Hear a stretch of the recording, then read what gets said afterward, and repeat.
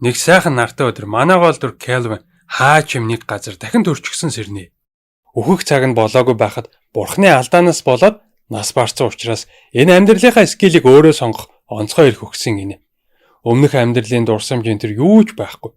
Би хаана нэ хэдэн он бэ гэсэн байжсэн урд нь гинт нэг тийм дэлгэцчиг юм гараад ирнэ. Эхлэх товчийн дарсан шинэ ертөнцид тавтаа морил скил авахтаа тохирсон ёсоор ой санамжийг юу ч хөө устгасан байгаа шүүгээд ярьж өгнө. Яахаараа ой санамжаа устгуулцдаг байна. Одоо яаж амьдрах юм гээл өөрийгөө зэмлээ байжсэн статус нь гараад ирлээ. Тэгсэн овоо сүрхий скиллүүд сонгосон байдаг шүү. Овоо штэ хөөгээд манай хүний адал явдал эхэлж байгаамаа. Дуудах скил нь эс зэрэглэх, төвшин ахихта статусаа даблдах энэ гээл гой чадрууд байна. Төрөний хоолой дахин сонсогдож хот руу очиж адал явдал хайгчдын бүлгэмд бүртгүүлэх хэрэгтэй шүү л гин. Явж явах замда энэ яриад байгаа нь яг үнэндээ дахин төрөлтийн бурхан Мелфина тэгээ бүр өөрийнх нь крашлдаг байсан эмэгтэй гэдгийг олж мэднэ. Манай хүн ч ой санамжаа алдсан болохоор чамааг өстой санахгүй байна. Дуудаад ирүүлж болох уу гэсэн хүчээ нэмж хангалттай манаатай болж ижил дуудах боломжтой гинэ. За тэгээд Мелфинагийн зөвлөснөөр дуудах скил энтрээ тас нугаад хамгийн доод төвшний Франкийн адал явдал хайгчаар бүртгүүлчт юм а. Хаа энтер нь мэдчихвэл лай болно гээл.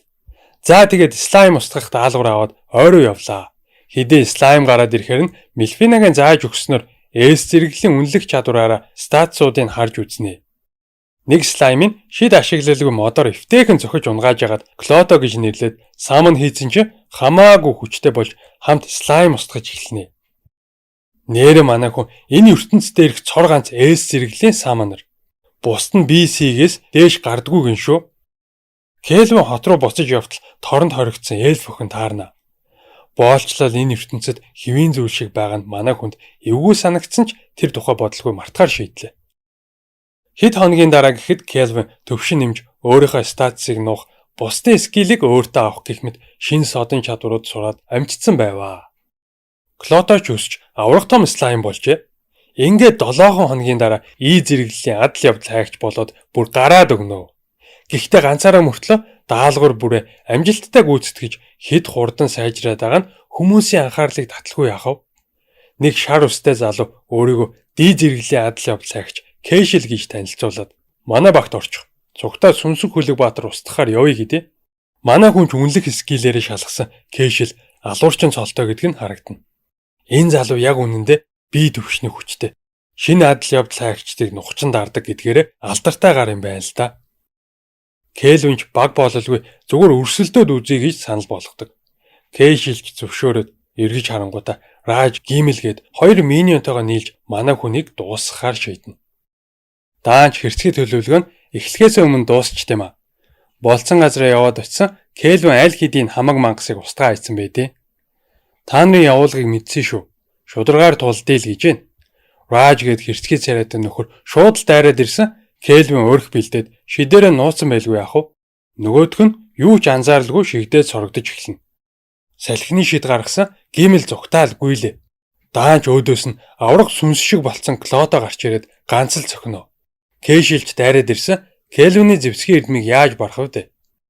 Энэ хэд шинэ адал явдал хайгчдыг хөнөөж туршлага цуглуулдаг гэдгээ хүлээн зөвшөөрөхөд манай хүн буцахтаа авч явна гэд хүлээд орхичдаг. Цааш явсаар сүнсэн хөлөг баатрыг олж ярилцаа зогсохгүй багтаа илсүүлэхээр болчлоо. Нэр нь Жирард. Хамгийн гайхмаар нь тийм хэрцгий энтер биш амар сайхан ааштай ах байвал яах вэ? Манай хүнд бүр чихэр өгч энтер. Уг нь жирийн хөлөг баатар байжгаад нас бараад хар сүнс болцсон гинэ. Багтаа авахаас өмнө хүчийн шалгаж үзэхэр болж Клото хэд хэдэн дайралт хийсэн ч Жирард асуудалгүй хамгаалцдаг. Эргээд гинт дайрахт нь Келвин арайхийн бултаад салхины шидээрээ хөдөлгөөнгүй барихын үед Жирард өнгөрсөн амьдралаа саналаа. Эхнэр охиныг хөнөөж улс орны сүйтгэсэн Жилдоро гэдэг эльфээс өшөө авах цорын ганц зорилго нь. Гинт хүч орж Келвины шидийг ивдээд дайрахт нь салхины шидээрээ дахиад зогсоож Клото маш хүчтэй гэрлээр бууддаг. Маргааш нь Келвин даалгавраа амжилттай гүйцэтгэсний баталгаа болгож Жирардын хуйгийг авчирхад бүгд гайхаж байгаа юм чи. Кэшлиг барьж өгсөн мөксөнтэйгөө нийлээд манай хүнийг шууд л анги руу ахиулчихж байгаа. За ингээд Клото, Мелфина хоёр дээр Жирард нэмэгдээд дөрүүлээ болоод авлаа. Гилд мастер Лёта таарсан Үнэлгээний скил нь манай хүний нууцлах чадвараас давсан болохоор бүх статс, нууц мууц юу байдгийг бүгдийг нь харсан байв. Кэшлийн тухай мэдсээр байж яагаад өмнө нь барьж аваагүй талаар нь асуухад Трайсон улсын язгууртан болохоор нотлох баримтгүй шууд барьчихж болохгүй. Тохиромжтой үеийг хүлээж исэн гинэ. За тэгээд Кельвин санал тавина. Ранкийг ахиулах даалгаврын үед дэмжлэг үзүүлэх болцолтойгоор хотоо чөтгөрийн хаанаас хамгаалуулах хүсэлтэй байгаа гинэ.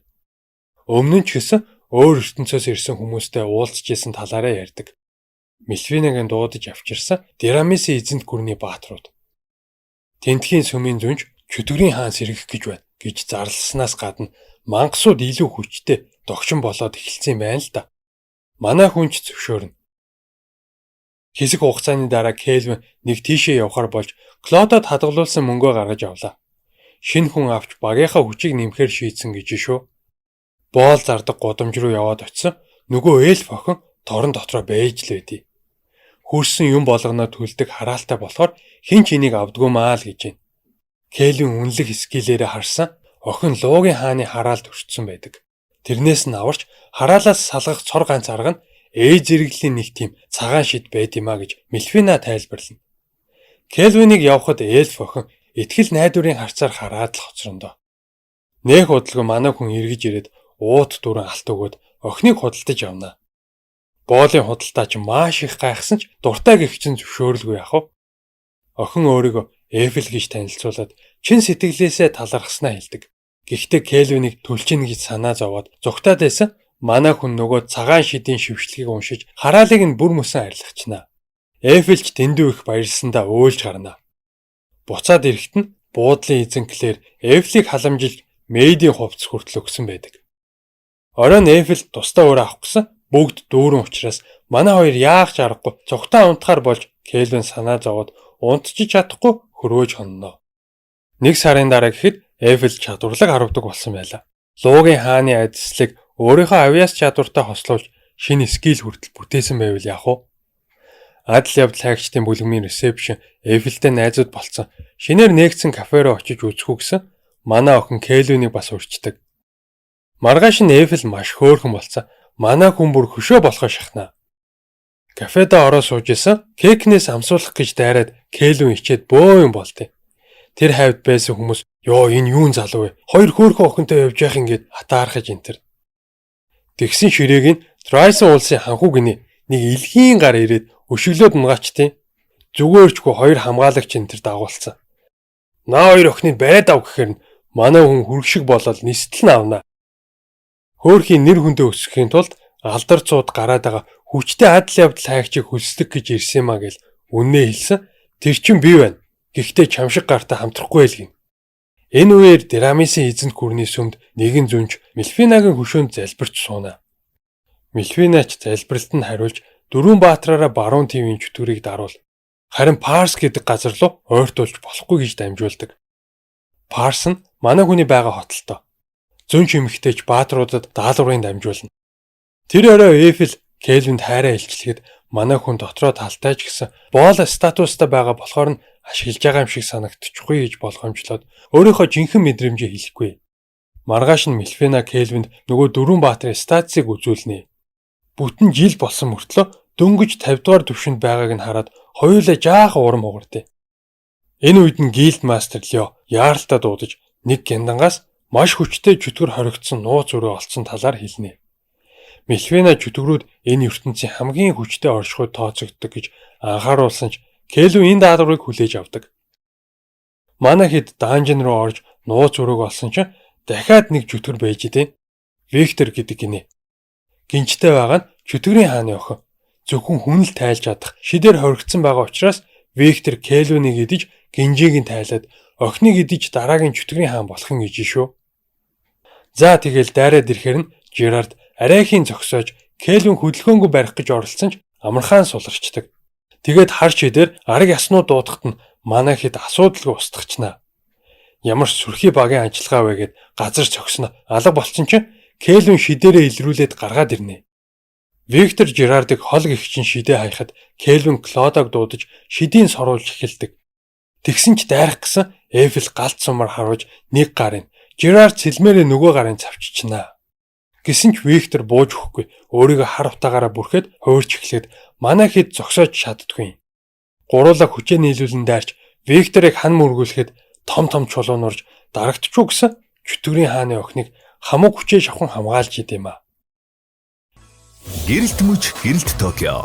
Та SkyTel-ийн шинэ хэрэглэгч болоод урамшууллын эрхээ зөвлөлөн хосороо гэрэлт Токиотоор аялаарай.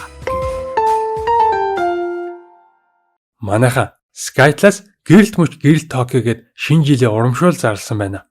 Хайртай дотны хүнтэйгээ хосоор Токио явах эрх бэлгэлэх нь вэ штэ. Яаж оролцох вэ гэвэл SkyTel-ийн дараа төлбөрт өөрчлөлсөн төлбөрт болон хосолсон хайбрид үйлчилгээний шинэ хэрэглэгч болох. Дижитал картаар дансаа цэнэглэх, сард 30-аас 100 ГБ дата хэрэглэх, багцаа ахиулах болон шилжүүлэх.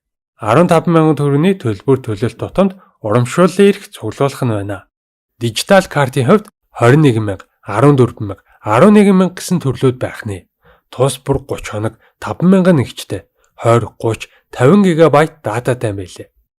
Азтанг 2026 оны 1 сарын 7-ны өдөр SkyTel-ийн Facebook хуудасаар лайв хийж тодруулах юм байна шүү. Тэгээ бас болоогүй SkyTel app болон вебээр нэвтрэн орж 21,000 төгрөгийн спешиал картаар дансаа цэнэглээд 7 хоног бүр тодруулах гэрэлт гацуурын эзэн болоорой. Мөн найздаа бэлэглэх 50 ГБ дата бэлгэнд авах боломжтой. За тэгээ та нар маань дэлгэрэнгүй SkyTel-ийн вебсайт болон Facebook пэйжээс аваарай. Азаа үзээрэй, амжилт хүсье. Яг үнэндээ Виктор охиныг идэж мэдэх бодлого харин ч харж ханддаг байсан юм байлээ. Худлаа мотрол байсан. Хүүхэд насных нь ганц төшиг тулгуур тулааны эрдэмч зааж өгсөн багш юм байлээ. Чөтгөрийн хаан эзэнт гүрний баатруудад алагтайхаа өмнө амжиж охиноо шидээр хориод Виктороор хамгаалуулж үлдээсэн байдаг. Өгөхийнхаа өмнө хөөрхий Виктор Кельвинээс охиныг багтаа авч дэлхийн ертөнцийг үзүүлээрэ гэж гуйхад нь манай хүнч зөвшөөрнө. Охины лацыг тайлсан чинь сэрээд юу болсныг ойлгонгуудаа өөлж гарна. Энэ охиныг Сара гэдэг. Хэсэг хугацааны дараа Кельвин ажлаа амжилттай дуусгаснаа мэдэгдэж Сараг Викторийн хохирогчдын нэг гээд худлаа ярьчтэй. Охин ч шидээр далавч эвэр энтрээ нууцсан байдаг. Хөлөг баатар Жерард маань цөм сайжирч S ранких болж статус нь нэлээд өснө. Сара манай хүний багт орохдоо нэлээд санаа зовж исэн ч Кельвин S ранкны нууцлах чадвартай гэдгийг хэлж Чөтгөрийн хааны охин гэдгийг нь хинч мэдэхгүйгээд тайвшруулна. Гилд мастер манай хүнийг Викторыг устгасны хариуд нь A ранк болгож твшүүлээд найзууд нь баарыг зохиож тэмдэглэж өгнө. Харин Сара тэр орой Викторыг дурсаж гуниглан суулаа. Цаг хугацаа өнгөрч Кельвин Eiffel 2-ын урлах чадвар S ранкнд хүрэхэд манай хэд шин зэвсэг хэрэглэлтэй болно. Бүгдд нь баахан юм хийж өгөөд Кельвин ядарч унахаа шахаад будаа идмээр байна гэсэн Eiffel будаа гэж мэдэхгүй байвал яах вэ? Мэдэхгүй гэх тусам нь улам идмээр санагдаж байгаа юм чинь. Тэгээд далайн эргийн хот руу явж будаа олох, Сара дэлхийн ертөнцийг харуулах аялал эхэлнэ. Замдаа явж исэн Жерард Мельфинаг алга болсон байна гэж мэдэгдэнэ. Өмнө нь Кельвинд чи намайг дуудах боломжгүй учраас бодит биетэй болоод уулзахаар ирнэ гэжсэн гинэ. Жерард тэгсэн. Энэ хоёр охинтой хардаад уурандаа яваад өгсөн биш үү гэж авдیں۔ Манай хэдийн тэргийг нэг эмэгтэй зогсоосон араас нь бүлэг дээрэмчд гараад ирдэг. Хар салхи гээд чухам сүрхий бүлэглэл юм байхаа. Кельвин статусын шалгасан ердөө левел 30 байгаар нь Сарагаар учрыг нь олуулахар болно. Нэг нь нэг том алах барьсан. Яа гэл дайраад ирсэн. Сара алгаараа хаасна арай сулуу гэд гайхаж майхсан.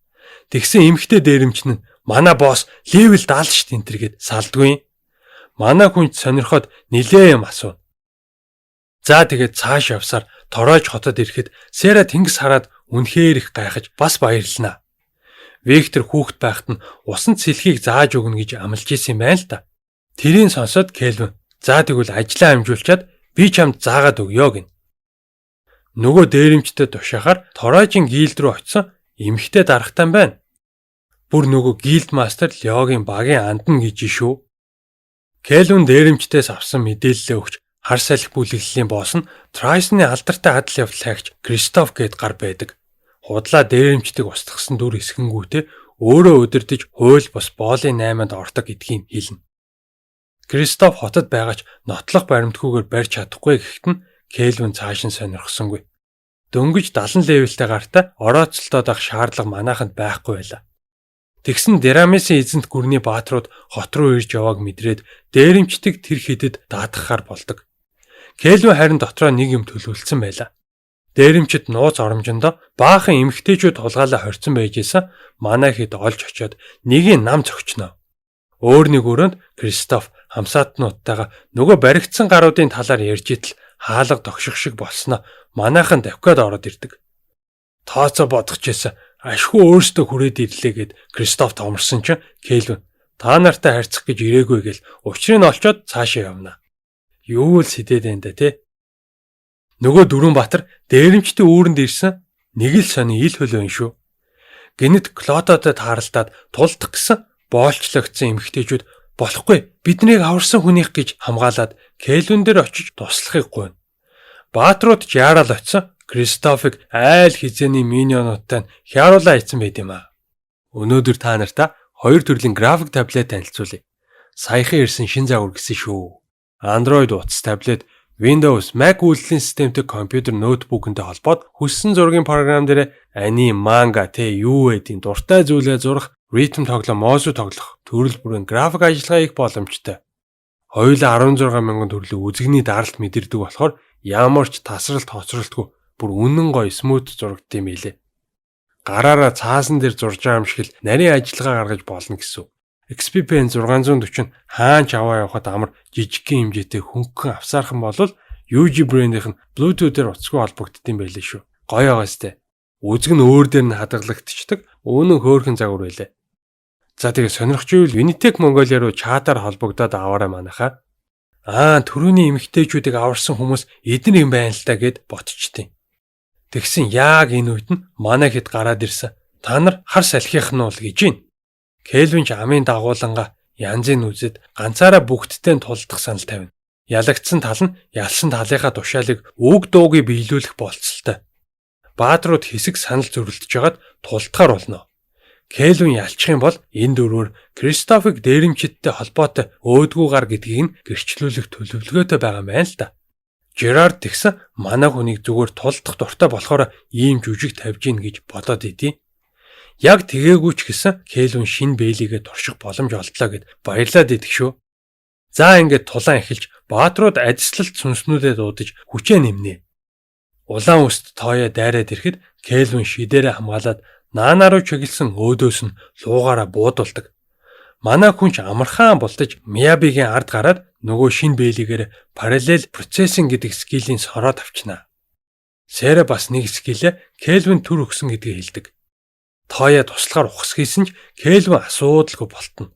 Хоёр нь төрөний цагаан үстэй охиныг эдгэж явах хооронд Тооёо ганцаараа тулцаар л байла.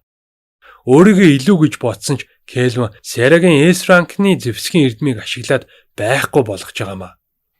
Сэцүнаа туслахаар дайрахад Кельвин бултаж аврах том хамгаалтын ханд босгоно.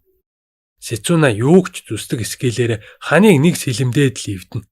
Хан унахтай зэрэгцэн Кельвин маш том галан бөмбөг шитгэд Тооёо биеэрээ хааж хамгааллаа.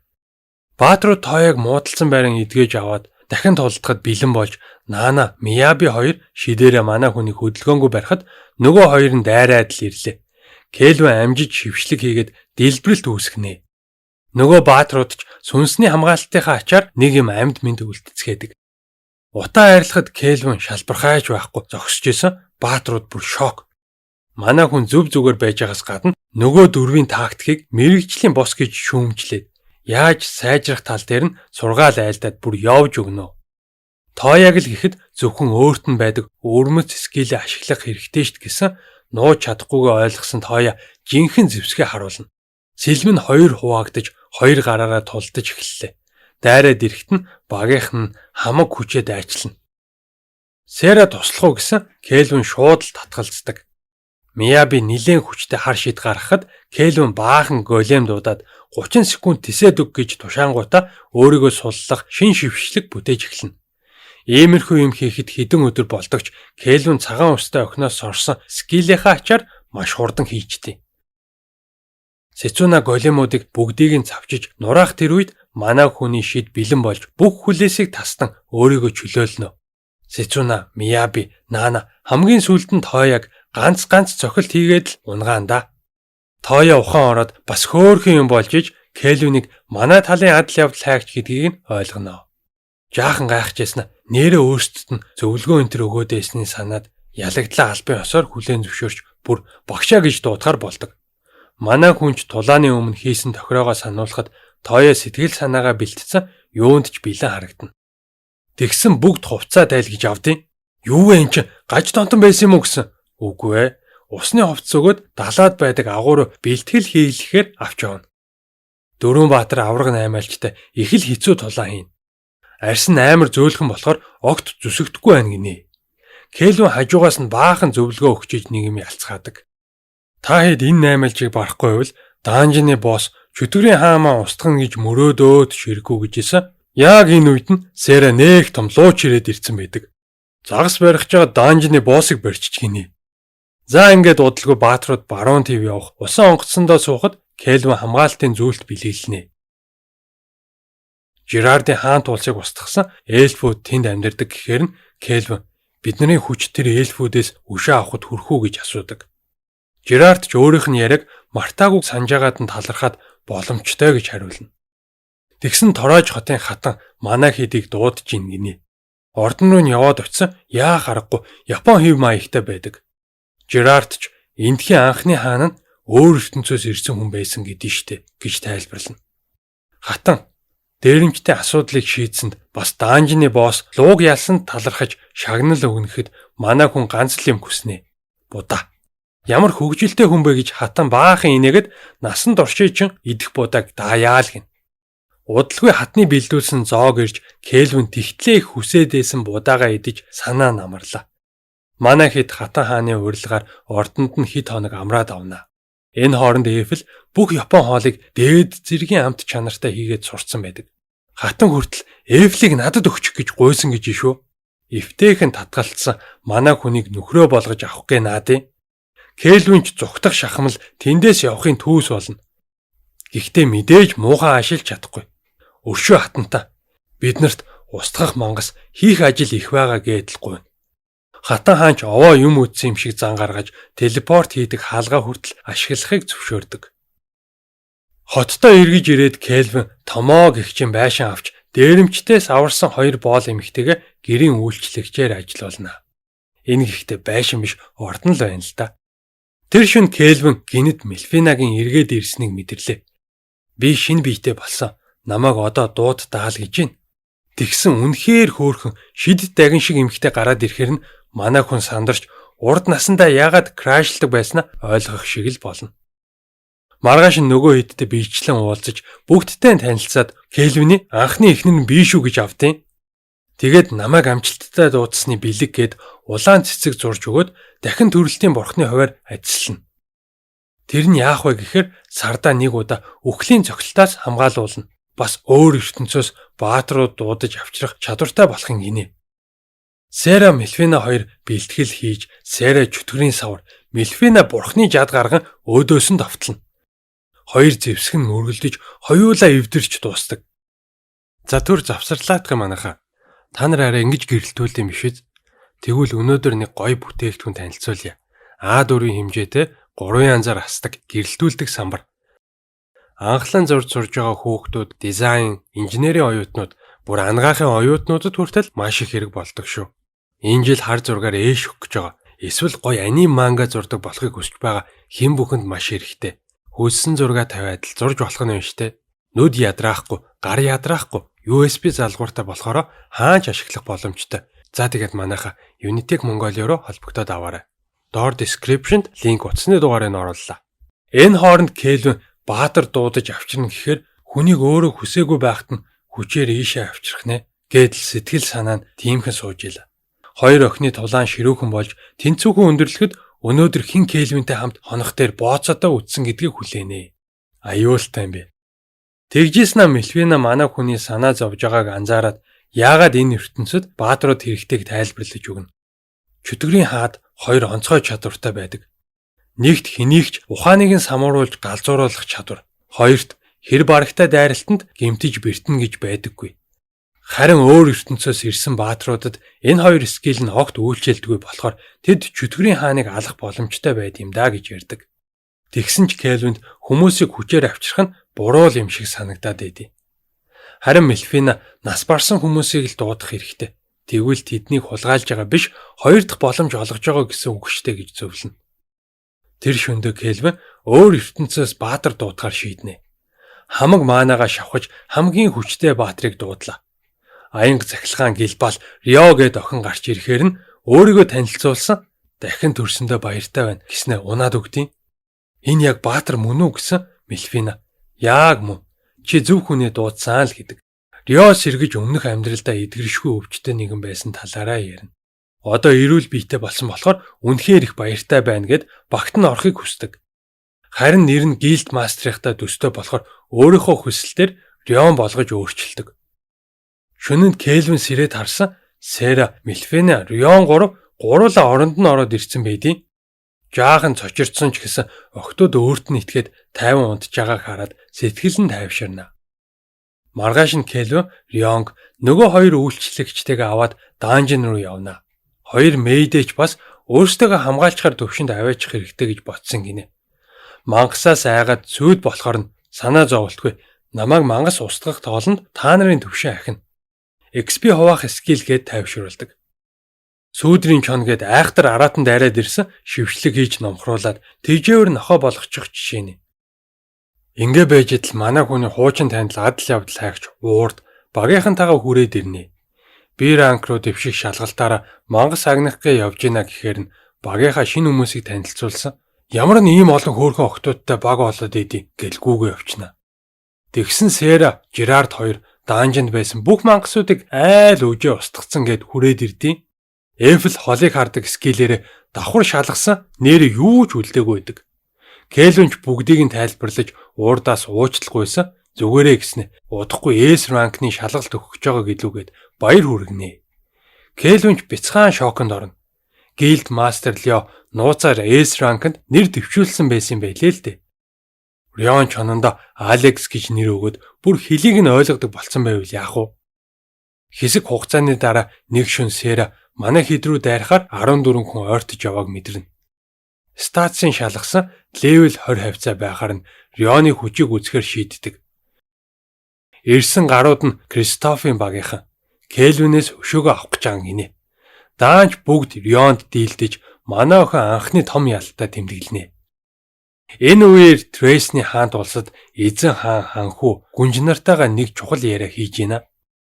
Нөгөө Кристоф гээд гар энэ ханхүүгийн тушаалаар боол олзолж явжээ. Эзэн хаан урам хугарснаа хэлээд хөрш 3 улс манай эсрэг эвсэл байгуулж байна. Дайн болох гээд байна. Та нар ер нь ойлгож гэнэ үү гэдэл санаа зовцсон байдаг. Триста ханхүү гимшсэн шинж байхгүй. Байлдаа л да. Тэр 3 нийлээд манайхыг барахгүй шít гэж байна. Дүү Аскард нь ч дэмжиж генерал гүнж 2 эсэргүүцэж та нарын бодож байгаа шиг тийм сул улсууд биш шүү гэж анхааруулдаг. Ингээд санал тэнцсэн учраас эзэн хаан Клавигээд генералаа дуудаж эцсийн шийдвэрийг гаргахаар болдог. Тэр нь бас жаахан гаж гар байд шүү. Дүрс солигдож манай хэд ой дундуур эльфүүдийн тосгон руу ойртож явлаа. Гилд мастер Лео Кельвинд эс зэрэглэл рүү ахих шалгалт болгож нэг чухал ажилд даалгаж нөгөө эвсэл байгуулад байгаа хөрш 3 улс гэдээсэн штэ. Тэрний нэг Гаун улсын хаан нь эльфүүдийн тосгон руу дайраад байгаа эс зэрэглэлийн мангасыг устгуулмаар байна гэсэн гин. Тэгсэн зам дээр нь хідэн эльф гарч ирээд ямар хэрэгээр явна гэдэл асууна. Танай хааны хүсэлтээр явж гинэ гэсэн уучлалгуугаад сүйд болж ийсэн нэг нь эльфлийг хараад Рюмил чи одоо хүртэл амьд гэж юу гэдэл нэг хүнтэй андуураад маш их гайхдаг. 20 жилийн өмнө Луугийн хаан тосгон руу дайрахад Рюмил тосгоноо аврах гэж өөрийгөө золиослон Луугийн сүйд бүсгүй болсон юм а. Харамсалтай нь хэдэн жилийн дараа цогцсон ойгоос олдож эльфүүд аимшигт луунаас айсанда бүгд Гаун улс руу дөрвсөн гэж ярьлаа. Эфл маань ямарч байсан Рюмилийн охин нь болж таарж ах шиг байгаа. Тэгвэл Луу Рюмил хоёрын охин юм биш үү гэсэн Мелфина эльф Луу хоёрын дундаас хүүхэд дөрөх боломжгүй гэж тайлбарлана. Эфл одоогийн амьдралдаа жаргалтай байгаа болохоор тэр яриаг нээх тоохгүй. Бүгд гол ажилдаа орж нөгөө мангас эдний тосгон руу 3 удаа дайрсан. Эльфүүдийг хулгайлж авч яваад байгаа гэхээр нь Кэлвин тосгон даяар чулуун хаалт босгож хамгаалалт үүсгэнэ. Трайсон улсын цэргүүд яаж ч бүүмэд мангас унцгаацсан тосгон руу ирж идэл хэн нэгэн хаанаас нь мэддэхгүй ихээ мэргэн харваад бөөн үүмэ болно. Энэ бол мэдээж Эфл. Цэргүүдийг удирдах яваа ханхуу Тристнийг Мелфина Рион хоёр олоод ирэхээр нь Эс цэрэглийн хамгийн хүчтэй мангасаа дуутчихна. Авраг мангас сэрэхэд Мелфина Рионд ганцаараа тулдаж өөрийгөө харуулах боломж олгодог. Рион даанч дайрж агаад сэлмээ хуглаад өөрөө хол шидэгдсэн ч бууж өгөхгүй л гин. Клотогоос дахиад сэлэм авч нохоотойгоо янзын комбо хийж мангасыг унгаана. Яг унахад нь ханху жинхэнэ дүрээ гарга гэж тушаахад мангас галд үрэлцээд л хувирдаг. Рион ч айлгүй дахиж дайраад мангасыг бүр мөсөн дарна. Энэ тулааныг холоос хараад байжсэн Кэлвин Эфл хоёрлоо гинэт энергийн цохилд ирж байгааг нь мэдрэгдэж манай хүн хааж амждаг. Трайсны хаант улсын генерал Клайв өөрийн биеэр ирсэн нь энэ байлаа. Кэлвин ч хүчтэй өрсөлдөгч гэдгийг мэдэнгүүтээ бүр догдлоод ундیں۔ Клайв тарин Эфл таалагдж боолоо болгохоор ховстоод унахаар нь Кэлвин шуудхан л болиулна. Тэгээд үнэлэх скиллээр хараад байсан чинь Клайв яах аргагүй өөр ертөнцөөс ирсэн байдаг шүү. Эфл Кэлвины тушаалаар үл үзэгдэгч болж тосгон руу буцна. Кэлвин зогсожсэн цамхга 4 илд болгож хуургасан Клайв амархан хамгаалцдаг. Дагуулж ирсэн цэргүүд нь бүгд ховстуулаад сонин болцсон гарууд байгааз сансрын нисгэгч юм уу хаашийн. Клайв ч өөрийгөө олон цэрэгтэй энтергээл багталтай гэх чинь инээжсэн Эфл хамгаалтын нэвт харвна. Кэлвин энэ удаа 4 голем дуудаж цэргүүд рүү дайруулад өөрөө Клайвтай нэгэн эсрэг нэг үзэхэр болдог. Тэнгэрээр нисэлтээд л сүртэй. Тэгсэн гэрэлт сумаар буутахаар нь манай хүн ч яг болтож байгаа. Нөгөө сансрын нисгэгч нар нь оногдоо наадیں۔ Тэнгээ өөрийнхөө цэргүүдийг оноод байна гэсэн хамаагүй дахиад зөндөө байгааг нь. Тэгэл өөрийнхөө хүчийг магтан дуулаад ядаргаа болоод тахаар нь Кэлвины дургу өрөөд ойроос үзэхээр шийдлээ.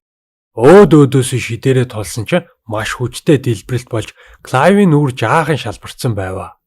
Цаачин царай зүсээ майр эрхэмлдэг болохоор маш их уурлаж Эс зэрэглийн шид гарган аюултай хар салхи үүсгэн. Манай хүн ч гэсэн Эс ранкны шин зэвсгээ авраг сүх болгож хувиргаад Клайв руу дайрлаа. Нөгөө айхтар шидийнч зогсоож хөлийн завчаа хайцсан байдаг. Яг дуусах гэсэн ханхүү Тристэн портал дуулаад зүгтаачхаас гадна Эльфүүдийн тосгоны эсрэг бүх дайралтыг зохион байгуулсан гэдгээ хэлнэ. Манай хүн жаахан сэтгэл дундор буцаад ирсэн Эльфүүд бөөн баяр болцсон байж үлгүй яхав. Мелфина, Сара, Рион 3 хин төрүүлж Кэлвин дээр очиж магтуулахаа үзийг ээлдэл уралдаж гарнаа. Рион шин скил хийснийхаа хүчинд төрүүлж ирэхэд нь Кэлвин толгойг нилээд баяр хүргэдэг. Хэсэг хугацааны дараа Клайв сэргээл харсан чинь хөл нь итгэж вау гэж цаашаа харсан ханхүү Тристэн гинжлээ хорцсон туршилт хийж тамлан зовоож эхэлнэ. Өөр ертөнцийн хүн учраас л тэр. Энэ үед нь Эльфүүд ялдаа тэмдэглэж суулаа. Холоос хараад байжсэн Кэлвин дээр Эфл хүрээд ирдэг. Манай хүнч багийнхнаараа үнэхээр бахархаж байна. Та хэдийгээ хамгаалахын тулд би улам хүчтэй болох хэрэгтэй байна л гэн. Эфл ч нөгөө настай эльф ээжийнх нь үлдээс үсний гоёлыг өгсөн гэдэл маш их баяртай байна. Тэгсэн нэг охин ирээд манай тосгоныг аварсанд баярлаа энтер гэжсэн нь өөрийгөө Гаан улсын хаан гэдгээ хэлдэг. Скиллэр зүсээ хувиргаад нууц байдалтай явж исэн маа гэд манай хүнийг Эс ранкнд амжилттай хүрсэнд нь томоостон баяр хүргэнэ. Удахгүй Эс зэрэглэл хүртээх ёслол болно. Тэнд өөртөөгөө энэ тэнцүү баатруудтай нөхөрсөг тулаан хийх боломжтой гэсэн манай хүн бөөн баяр. Энэд нь хүрээл явцдаг. За ингээд энэ анима дуусчаамаа. 2 дугаар сизон гараагүй байгаа юм байлээ шүү. Лайк, саба дараад коммент үлдээгээрэй манайхаа. Гоё шинэ жилийн холбогдлолтой эможи үлдээвэл баярлалаа шүү. За түр бай.